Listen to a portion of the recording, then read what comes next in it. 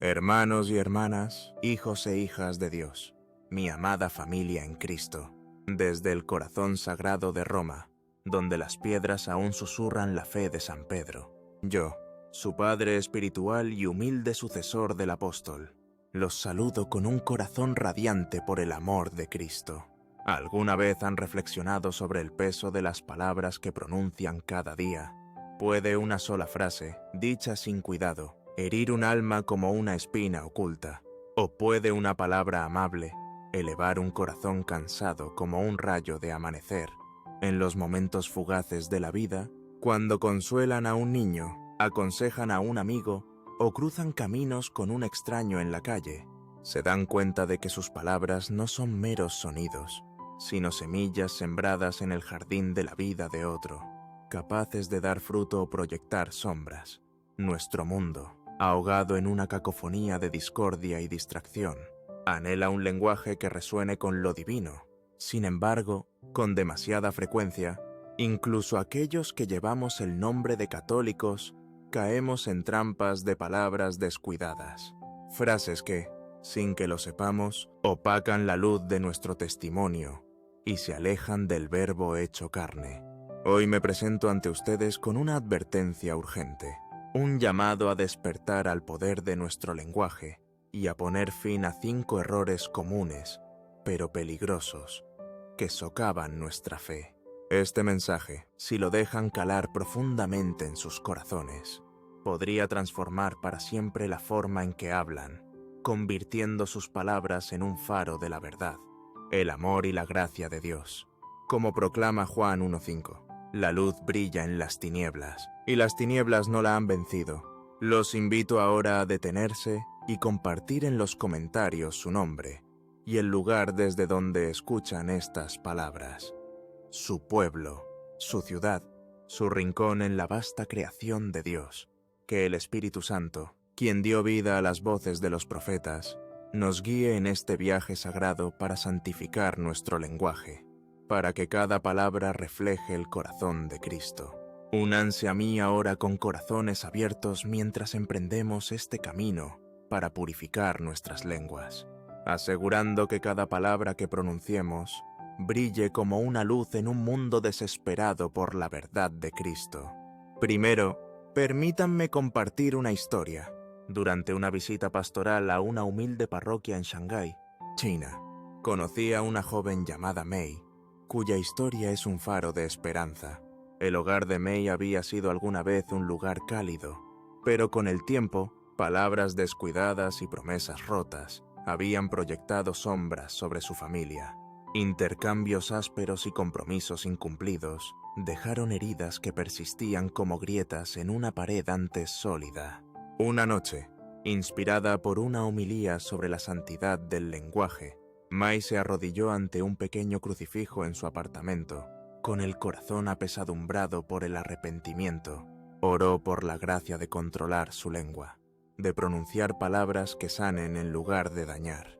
Desde ese momento, comenzó a elegir sus palabras con cuidado, ofreciendo oraciones por los demás, honrando sus promesas y hablando con amabilidad, incluso en momentos de frustración. Lentamente, como el amanecer que rompe sobre un valle oscuro, el hogar de su familia se transformó. Las conversaciones, antes marcadas por la tensión, se convirtieron en momentos de gracia. La risa regresó a su mesa y la confianza se reconstruyó. Su historia es un testimonio de la verdad del Salmo 19:14, que suplica que las palabras de mi boca y la meditación de mi corazón sean agradables a tus ojos. Señor, su ejemplo prepara el escenario para nuestra reflexión de hoy, mientras exploramos cómo hacer de nuestro lenguaje una ofrenda sagrada a Dios. Nuestras palabras no son simples sonidos llevados por el viento, son dones del Creador, confiados a nosotros para edificar su reino o, si se usan mal, para sembrar división. El libro de Santiago 3:5 compara la lengua con una pequeña chispa que puede encender un gran incendio. En un mundo donde las palabras a menudo se lanzan sin cuidado en pantallas, calles y hogares, debemos preguntarnos, ¿Reflejan nuestras palabras la santidad de nuestro llamado bautismal? ¿Atraen a otros hacia Cristo? ¿O reflejan los valores efímeros de una cultura alejada de Dios? Como seguidores de Jesús, estamos llamados a ser administradores de nuestro lenguaje, a manejarlo como un artesano usa una herramienta, moldeando corazones y vidas para la gloria de Dios. Examinemos 5 formas en las que nuestro lenguaje debe ser purificado para que se convierta en un recipiente de la gracia divina. Como exhorta Colosenses 3:17, todo lo que hagan, de palabra o de hecho, háganlo todo en el nombre del Señor Jesús. El primer error que debemos abordar es el uso descuidado del santo nombre del Señor. Con demasiada frecuencia, escucho a católicos, atrapados en momentos de sorpresa o frustración, exclamar, «Dios mío», como si su nombre fuera una frase común para ser tratada como paja al viento. Tal lenguaje hiere el corazón de nuestro Creador, que es santo y digno de toda reverencia. Éxodo 27 advierte solemnemente, «No tomarás el nombre del Señor tu Dios en vano, porque no dejarás sin castigo al que tome su nombre en vano». Este mandato no es una mera prohibición, sino una invitación a honrar al único, cuyo nombre está por encima de todos los nombres. En mis viajes he visto cómo el mundo, a través de películas, canciones y charlas casuales, abusa del nombre del Señor, convirtiéndolo en una exclamación en lugar de una oración. En China, conocí a personas que, aunque desconocían nuestro idioma, aprendieron a decir «Dios mío» en momentos de sorpresa, un hábito absorbido de una cultura que olvida lo sagrado. Sin embargo, estamos llamados a ser diferentes, a ser apartados, como nos recuerda Juan 10:16. No son del mundo, como yo no soy del mundo. El nombre de Dios es un umbral sagrado, como la puerta de una catedral, que nos invita a su presencia. Cuando Moisés se encontró con el Señor en la zarza ardiente, como relata Éxodo 3:14, Dios se reveló como yo soy el que soy. Un nombre tan santo que los israelitas lo veneraban con temor. En la iglesia primitiva, los fieles pronunciaban el nombre de Dios en oración y adoración. Como declara Hechos 4:12, no hay salvación en ningún otro, porque no hay otro nombre bajo el cielo dado a los hombres por el cual debamos ser salvos. Cuando usamos mal su nombre, opacamos la luz de nuestro testimonio como una lámpara escondida bajo un canasto. En cambio, pronunciemos el nombre de Dios con reverencia, como una oración que eleva los corazones al cielo. Cuando sientas la tentación de exclamar sin cuidado, detente y susurra una oración, como suplica el Salmo 141:3. Señor, una guarda a mi boca, vigila la puerta de mis labios, imagina tus palabras como incienso que asciende al trono de Dios. Cada mención de su nombre, un himno de alabanza. Con esta disciplina, nuestro lenguaje se convierte en un santuario, reflejando la santidad de nuestro llamado, como manda 1 Pedro 1:15. Son santos, porque yo soy santo. Esta invitación a la reverencia nos lleva al segundo error: el uso de frases supersticiosas como buena suerte, mala suerte o toca madera. Estas expresiones, como hierbas en un jardín, echan raíces en el corazón, insinuando que nuestras vidas están gobernadas por el azar en lugar de la mano amorosa de Dios. En mi ministerio he escuchado estas frases, incluso entre los fieles, dichas como si tuvieran poder sobre nuestros destinos. Sin embargo, como católicos, ponemos nuestra confianza no en el destino, sino en la providencia de un Dios todopoderoso, omnisciente y lleno de amor. Mateo 6:31-33 nos invita a descansar en esta verdad. No se preocupen diciendo, ¿qué comeremos? ¿O qué beberemos? ¿O qué vestiremos? Porque su Padre Celestial sabe que necesitan todas estas cosas. Pero busquen primero el reino de Dios y su justicia, y todas estas cosas les serán añadidas.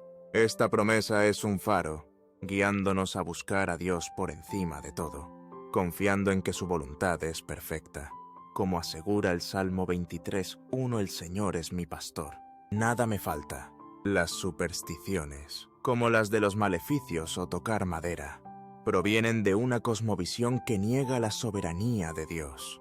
Son como cañas frágiles, incapaces de soportar el peso de nuestras esperanzas. En China, observé cómo estas frases impregnaban incluso el lenguaje no católico, un recordatorio de la influencia del mundo. Un joven me contó riendo que tocaba madera para evitar la mala suerte, sin darse cuenta de que sus palabras reflejaban una falta de confianza en el cuidado de Dios. Como católicos, estamos llamados a ser diferentes, a brillar como luces en el mundo, como proclama Mateo 5:14. Ustedes son la luz del mundo. Cuando enfrentemos incertidumbre, recurramos a la oración.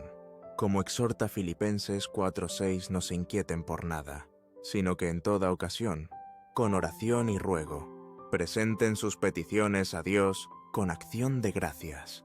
Imagina tu vida como un barco navegando por mares tormentosos, con Dios como capitán, guiándote a un puerto seguro.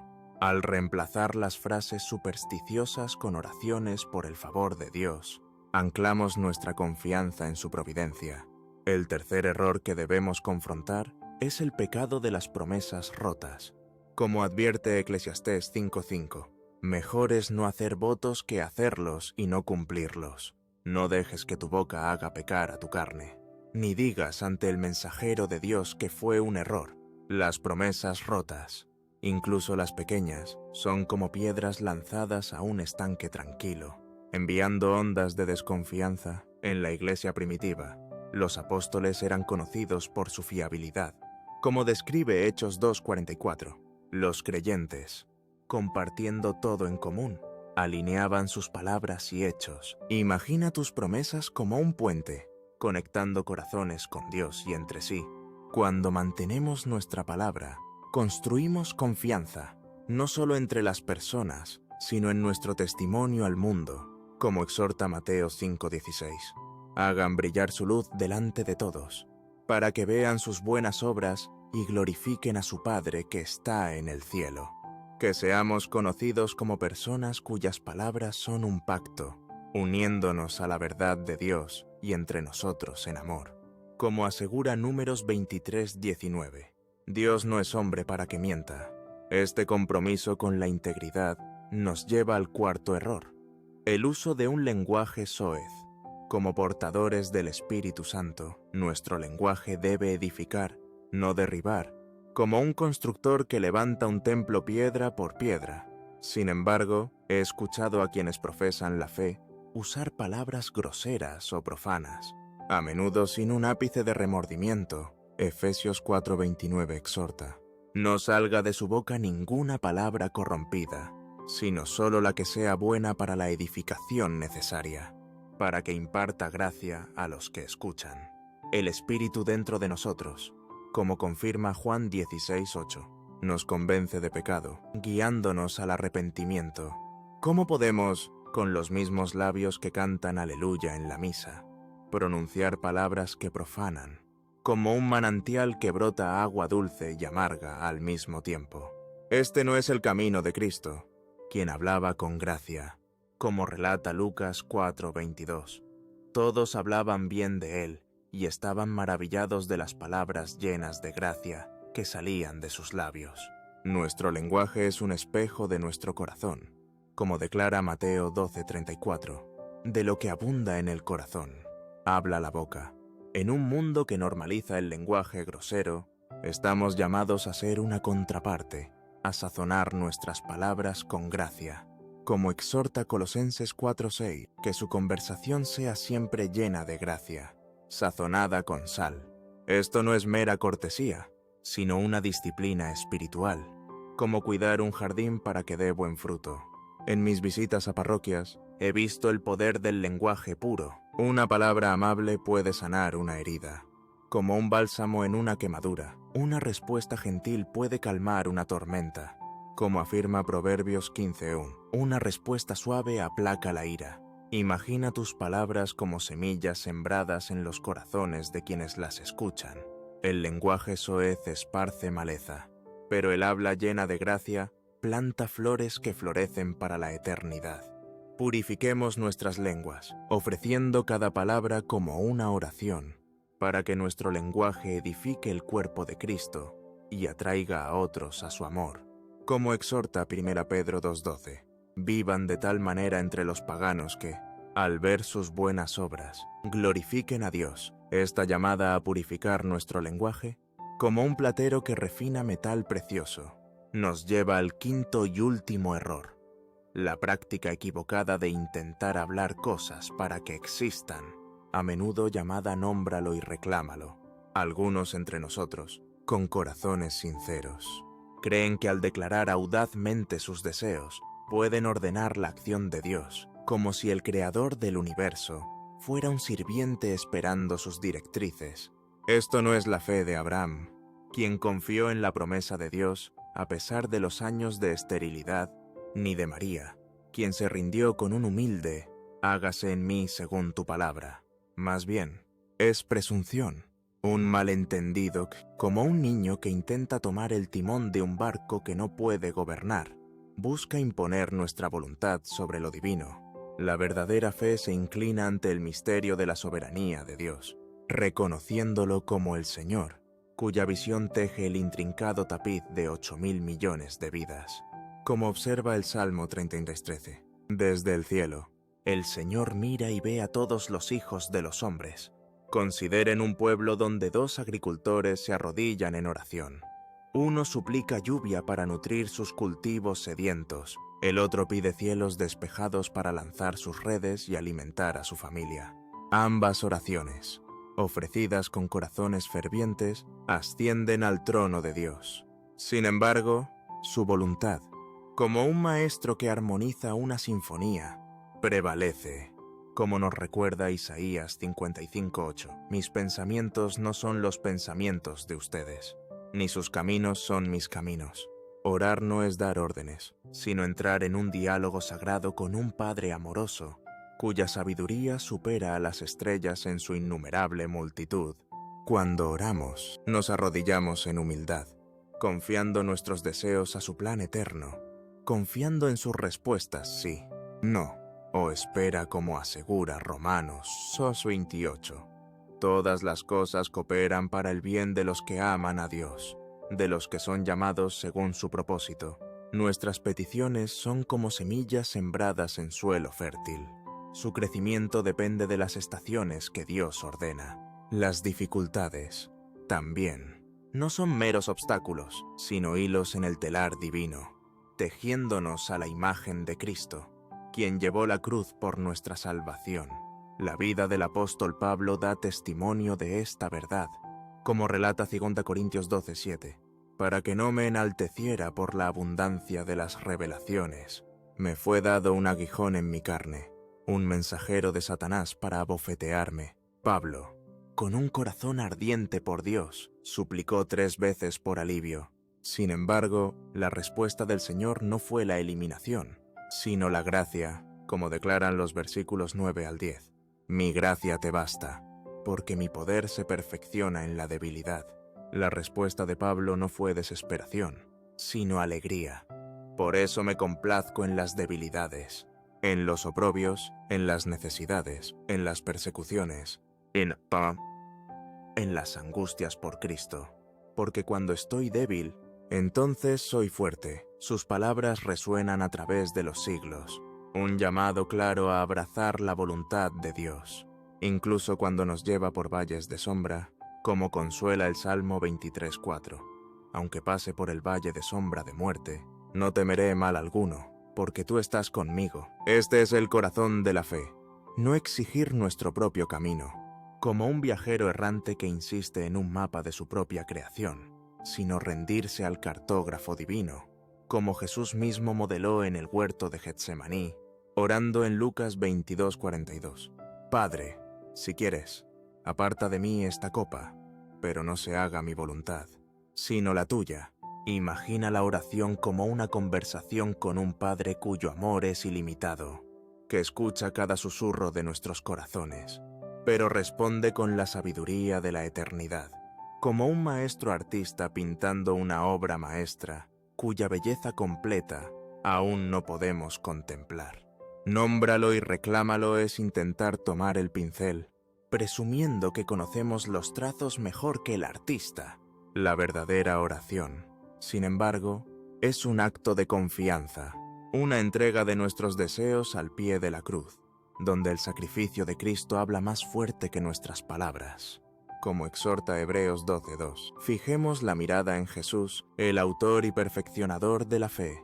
Cuando alineamos nuestro lenguaje con esta humildad, nuestras oraciones se convierten en una sinfonía de entrega, armonizando con el propósito eterno de Dios. Como afirma Filipenses 2:13, es Dios quien obra en ustedes tanto el querer como el hacer para cumplir su buen propósito. Nuestra fe, amados míos, no debe anclarse en la búsqueda de bendiciones terrenales, como perseguir el brillo fugaz de luciérnagas en una noche de verano. Más bien, debe descansar en el profundo reconocimiento de nuestra necesidad de Cristo, quien llevó el peso de nuestros pecados en la cruz, como proclama Juan 3:16.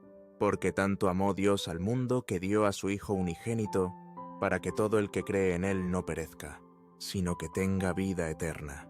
El mundo nos tienta a buscar a Dios como un medio para la prosperidad, prometiendo comodidad y riqueza como medida de su favor. Sin embargo, el verdadero discipulado abraza la cruz, no como una carga, sino como un puente hacia la vida eterna. Como exhorta Mateo 16:20, el que quiera ser mi discípulo, que se niegue a sí mismo, tome su cruz y me siga. La cruz no es un desvío, sino el mismo camino hacia la gloria. Como Jesús mismo enseñó en Juan 12:24, si el grano de trigo no cae en tierra y muere, queda solo, pero si muere, produce mucho fruto. Nuestro lenguaje, cuando está arraigado en esta verdad, se convierte en una proclamación de entrega, un testimonio de que la voluntad de Dios es nuestro deseo más profundo. Como declara el Salmo 48, me deleito en hacer tu voluntad. Dios mío, tu ley está en mi corazón. En mi ministerio he sido testigo del poder transformador de esta entrega. Un padre en Shanghái compartió una historia que me conmovió profundamente.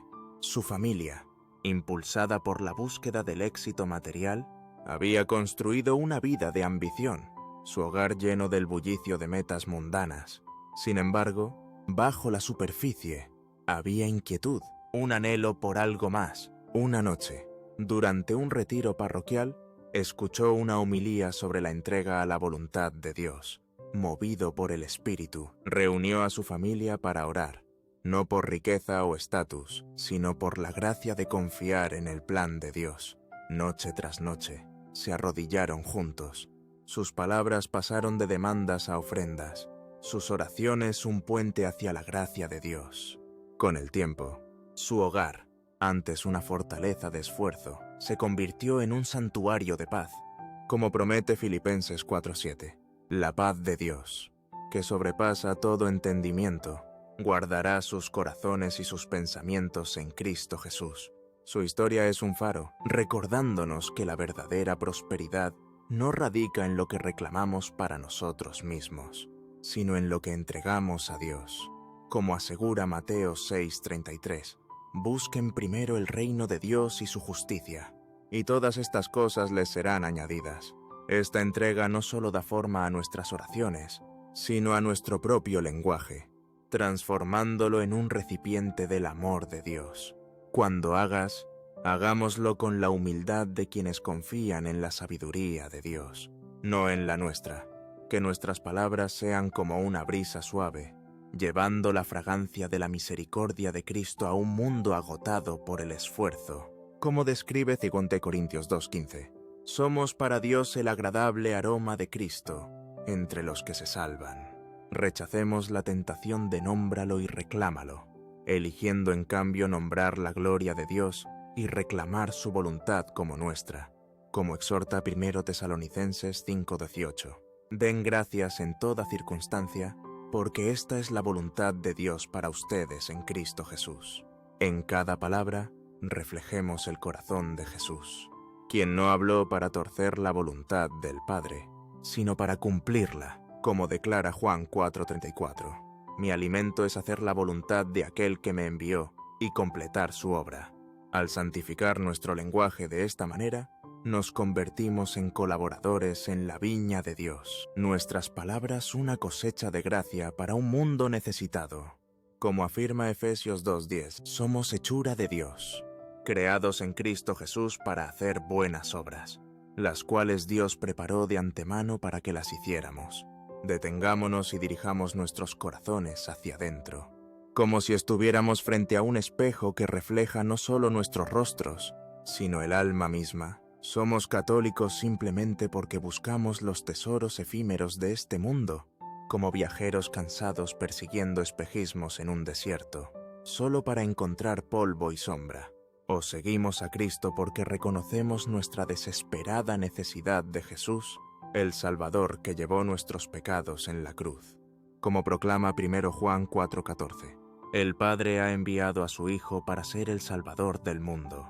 Llevamos el nombre de católico por tradición, como heredar un valioso tesoro familiar, transmitido pero intacto por el corazón. O abrazamos el discipulado porque amamos a Dios con cada fibra de nuestro ser, corazón, alma y mente, como manda Mateo 22:37. Ama al Señor tu Dios con todo tu corazón, con toda tu alma y con toda tu mente.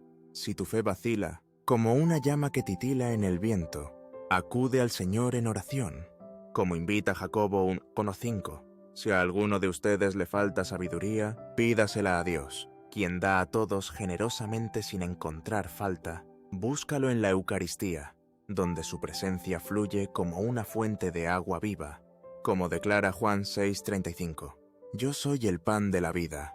Desde este encuentro sagrado, que tus palabras broten como un río, llevando el amor de Cristo a un mundo sediento de esperanza, saciando la sed de almas que anhelan la verdad.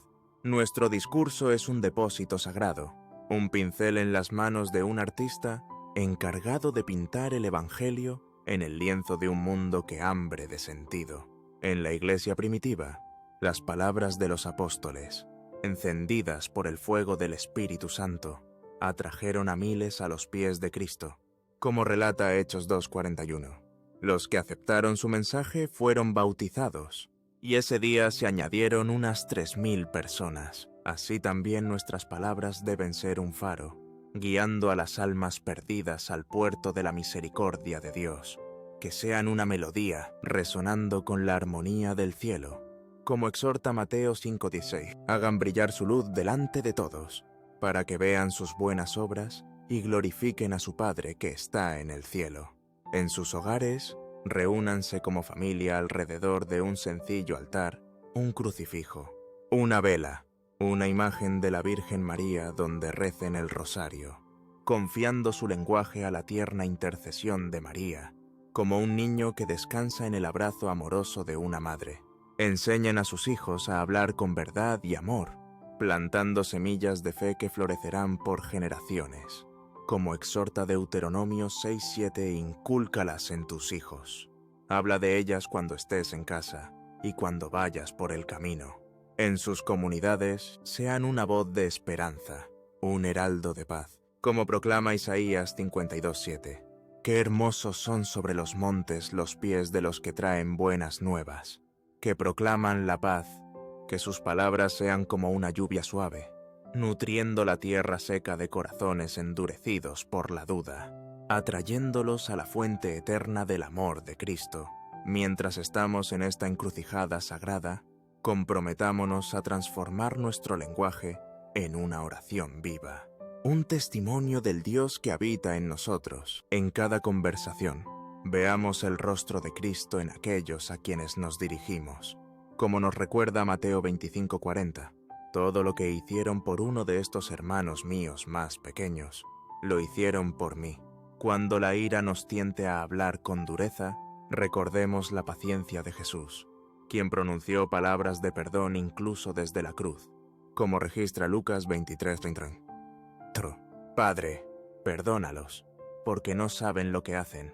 Cuando la desesperación pese, proclamemos la esperanza de la resurrección, como ora Romanos 15:13, que el Dios de la esperanza los llene de todo gozo y paz al confiar en Él. Nuestras palabras, santificadas por la gracia, pueden convertirse en un puente entre el cielo y la tierra. una canción de alabanza que resuena por la eternidad, como declara el Salmo 145:4. Una generación alabará tus obras a otra, hablarán de tus hechos poderosos. Unámonos ahora en una oración, elevando nuestras voces como una sola familia en Cristo. Dios Todopoderoso y Eterno, tú que con una sola palabra creaste el universo, te suplicamos humildemente que santifiques nuestras lenguas, para que nuestro lenguaje sea un reflejo de tu verdad, tu amor y tu misericordia sin límites. Guarda nuestros labios de palabras descuidadas, para que honremos tu santo nombre, que está por encima de todos los nombres. Guía nuestros corazones a confiar en tu divina providencia, dejando de lado las sombras de la superstición, para que descansemos en la certeza de tu cuidado, como asegura el Salmo 23:1. El Señor es mi pastor, nada me falta.